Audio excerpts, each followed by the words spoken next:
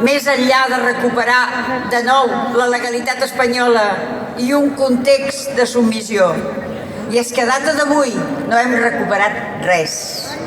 És més, amb aquella picardia del qui ens ajudarà i ofereix la mà, tan sols en profit propi, el que sí que han aconseguit és trencar la unitat de la nostra lluita, dividir-nos i relaxar-nos dient que no passa res. I així han anat passant els dies i els anys, i amb aquest joc de disposar el control del país i negociar amb l'estat espanyol opressor, el que han aconseguit és allunyar-nos de la legitimitat del nostre país, de la legitimitat de la força del nostre poble i dels nostres drets i llibertats, i de la legitimitat que vam assolir l'1 d'octubre com a poble i com a estat. Del trencament del vassallatge autonòmic hem passat de nou a ser els serfs de la voluntat d'Espanya i les seves castes. Per justificar aquesta continuïtat, ara alguns s'omplen la boca dient que érem uns ingenus, que no teníem res fet i que no hauríem arribat enlloc. I ens sobta que els nostres mateixos companys de lluita avui reculin i es facin enrere i ens preguntem: és que hi ha algun estat que no s'hagi de fer dia rere dia? Sí que hi havia fet alguna cosa que ara menys tenen. Hi havia fet una voluntat d'existir com a país, com a poble i com a estat, que no és suficient.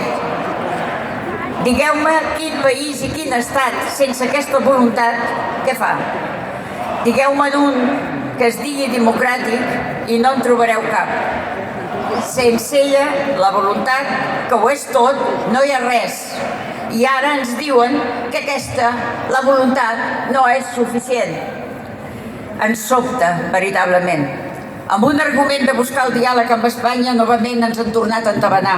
No només es negocia amb l'opressor, sinó que, a més, se li fa camí pla pel seu desenvolupament, per sobre de nosaltres, i se li facilita la seva tasca per exercir la repressió contra nosaltres.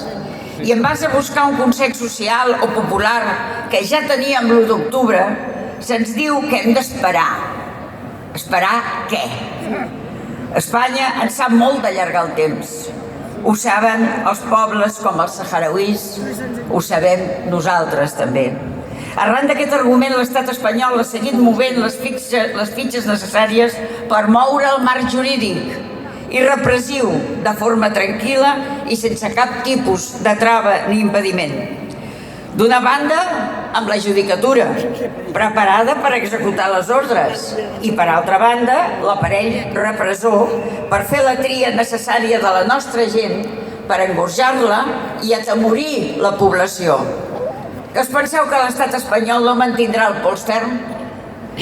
La reforma penal està inspirada per passar el filtre europeu estàndard, ja que transformar un manifest pacífic com a sediós no queda prou bé als ulls d'Europa. Ells ho saben prou bé. D'aquí el recorregut que tenen, i per això els indults, i per això ara la reforma penal.